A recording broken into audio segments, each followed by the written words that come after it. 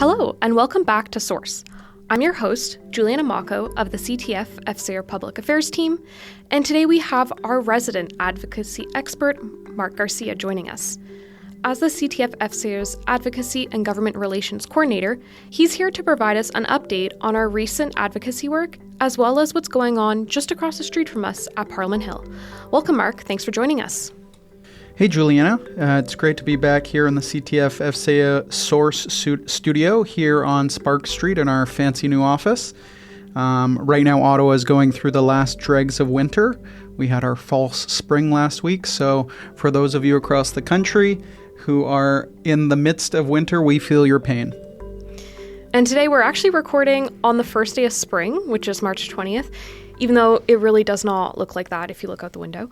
Anyway, so Mark, to kick us off, what topics are you going to cover in this episode? Yeah, in this episode, I'll cover the advocacy we're doing to improve the lives of teachers and educators in Canadian schools. I'll cover the work that we're doing regarding rights, democracy, and bargaining across the country, and a quick update on the composition of the House of Commons and what polling numbers look like for the federal government. We hope you enjoy this quick snapshot of the work that the Canadian Teachers Federation is doing on behalf of teachers, educators, and their families to make lives better. All right, let's dive right in then. Mark, can you give us a recap of our President Clint Johnston's recent ministerial office meetings?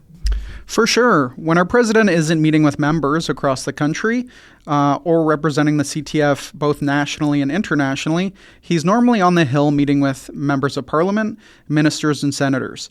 At the beginning of February, we met with the Minister of Justice and Attorney General Sean Fraser to talk about violence in the classroom. This is an issue we know is plaguing Canadian classrooms from coast to coast to coast. We're seeing more and more aggression and violence impacting every community across the country, and we communicated that to Minister Fraser and his office. We also provided the language we would like to see in the criminal code, so that instances where teachers need to physically intervene, whether that be a fight between students, preventing self-harm, or stopping a student from running into the street, they have the confidence that the Criminal Code of Canada will back them up and protect them. Classrooms have become increasingly unstable and unpredictable for a number of reasons, and we, as a profession, need the tools to deal with those. And more on that in a minute. Regarding the meeting itself, it was a great meeting. We really haven't had a conversation with a minister as fruitful as that in a long time. When we met back in February, Bill C-16 was moving through the House, and we were hoping to have our amendment included there. That didn't happen, but we are looking at other options moving forward to get our amendment to the criminal code put in place. Whether that's further advocacy on the amendment of the criminal code itself, whether that's another piece of legislation or future bills, we know that the issue of violence in the classroom is not going away. In fact, according to a lot of our members, it's getting worse, unfortunately. And we'll keep having those conversations with parliamentarians to draw more attention to this issue. The President and I will actually be attending an event on March 24th at the Senate focused on just that, the issue of violence at school. It's going to be hosted by the Organization for the Prevention of Violence and longtime education ally, Senator Christopher Wells. We're hopeful that that meeting is fruitful and we can build more allies in the effort to address this issue.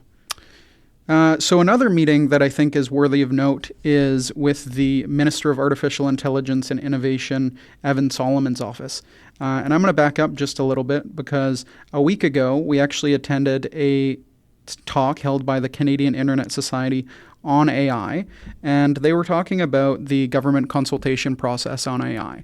And it was a really, really interesting conversation, actually. There was a lot of debate on whether that consultation process was too long or too short, and who actually is responsible for regulating AI when it comes to business. So should that be the AI companies and the businesses themselves, or should there be more government oversight? And actually at that talk, I bumped into a staff from Minister Solomon's office to remind him of the meeting that we have coming up. And he was looking forward to it, and we're looking forward to it as well, especially because we have a lot of great work and a lot of great research coming out of the CTF FCA research team. Our president and our researcher, Mia Travers Hayward, will be navigating things on our end of that meeting. And the CTF has been actively researching AI in education. We've developed evidence-based policy recommendations, and a lot of those recommendations are focused on the safe and ethical use of AI in schools. These recommendations will be part of that meeting, and the core message ultimately is we need a framework for literacy across the country that is led or sponsored by the federal government. As much as provinces and territories can do their own thing, we need coherent, coordinated support across the country. We've been hearing from educators everywhere. I was at the British Columbia Teachers Federation AGM a few days ago, and they were largely talking about AI as well. This is an issue that isn't going away, and we believe confidently that any federal legislation regulating AI needs to consider K-12 public education as a high-risk area for AI integration, and meeting with Evan Solomon's office is going to be a really important step for us. And then lastly, on March 24th, we'll be meeting with staff from the Minister of Immigration, Refugees and Citizenship's office to talk about our concerns regarding the lack of support for newcomers to Canada. We've seen provinces and territories using the influx of immigrants as an excuse for a faltering public education system, and we do not stand with that perspective. It's not realistic, and it's unfair. There are ways that we can properly fund public education and healthcare without having to vilify immigrants. And that's through proper taxation, effective communication, and a strong social safety net. During this conversation with Minister Diab's office, we will clearly communicate that there needs to be stronger French and English second language supports for newcomers. That's the basic minimum, and that's something that the CTF has been asking for a while. Danielle Smith and other provincial leaders have blamed immigration for the deteriorating public education system. And once again, it's wholly unfair, especially when we see governments, such as the government of Alberta, denying the rights of teachers and workers to strike, to bargain, and to get class complexities the attention they need. And they also give tax breaks to business, or they give money to the private education system, when we should be funding a strong, comprehensive public education system. The Alberta government has let down Alberta teachers and Alberta families, and now they're looking for someone to blame. For it to be the children of people looking to make a better life for themselves is really disappointing and really angering.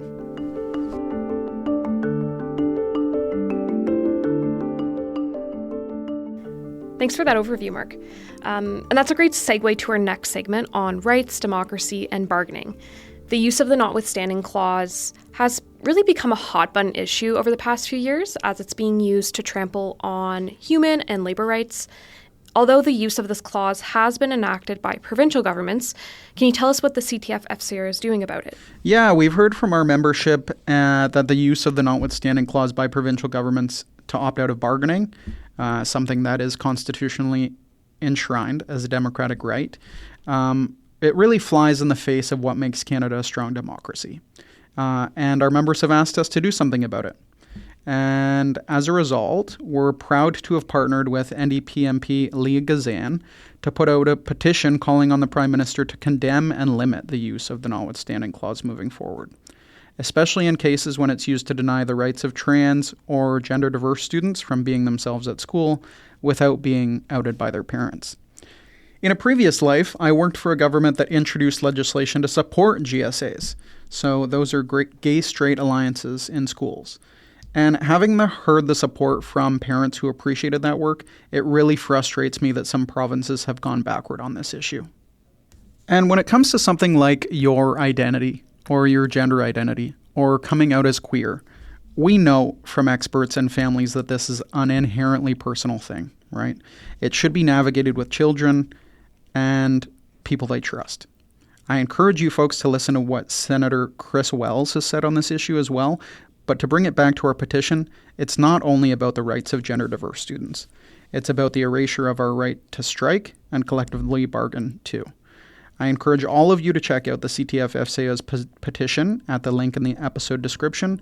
Whatever the result of the petition, we're proud that we're consistently bringing the voice of educators to the federal level and to the federal government.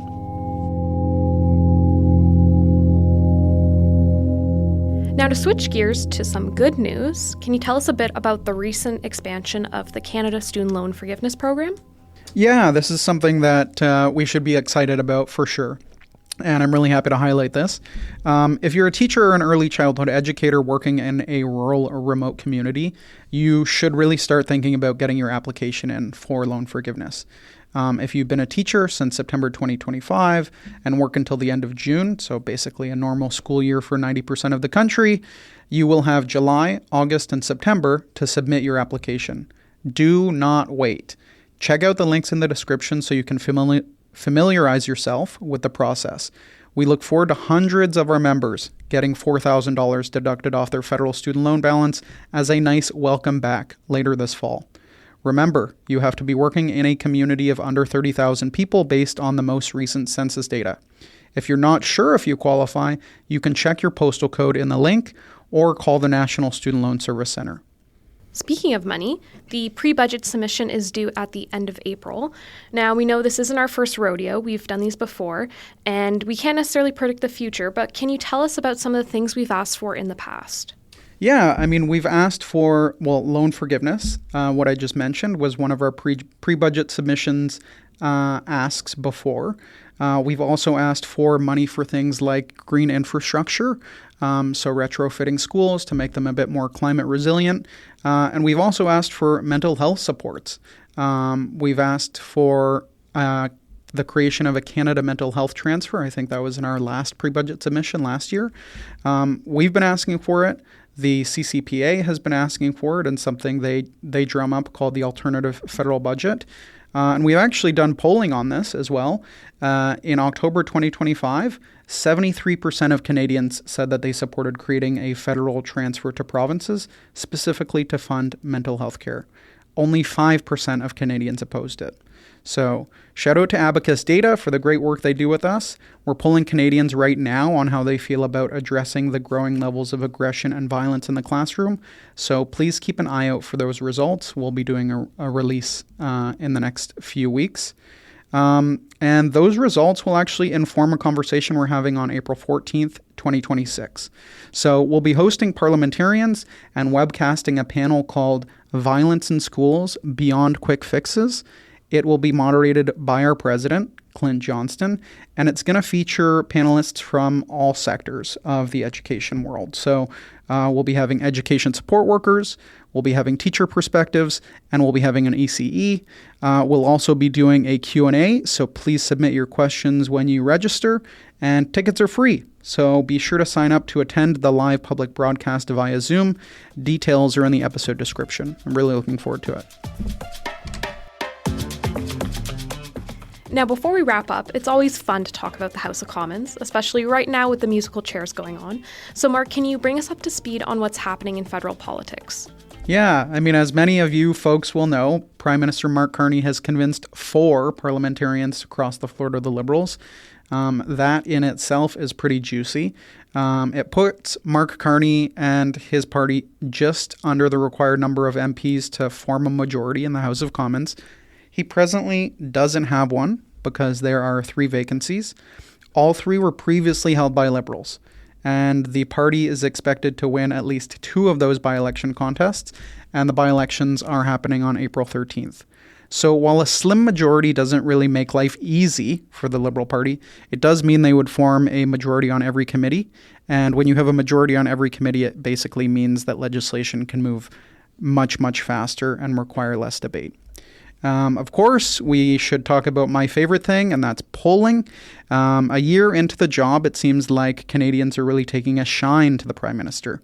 Despite economic indicators and the lack of a deal with Donald Trump, Mark Carney's personal likability numbers are translating really well into seats.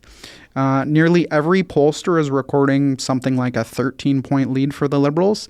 That means if we had an election today, they would likely win 200 plus seats in the 374 seat House of Commons. A lot of people might be upset that Carney could get a majority through floor crossing, but it probably extends Pierre Poilievre's tenure as leader of the official opposition a little longer than if he had headed into an election this summer. As always, polling numbers can shift on a dime. We saw that with Justin Trudeau and his resignation, and we might see it again with Pierre Poilievre's recent appearance on the Joe Rogan Experience. Personally, I don't think it's going to move the needle a lot. It's a podcast that's listened to primarily young people who I think he was already polling really well with. I don't think they're going to improve his prospects to be prime minister anytime soon. But when you're polling as poorly as the Conservatives have been, you take any help you can get. Thanks for that, Mark. That gives us a really good overview of what the CTF FCR has been up to recently. And thank you for tuning into Source. We hope you enjoyed Mark's conversation and the overview of the CTF's recent advocacy work. We'll be back with another parliamentary podcast update as we head into the summer. Be sure to check out the episode description for links to learn more about the topics addressed in this episode. Source is a podcast by the Canadian Teachers Federation, produced on the traditional unceded territory of the Algonquin Anishinaabe people. This episode was produced by me, Juliana Mako, and sound engineered by Rolf Carlos Klausner.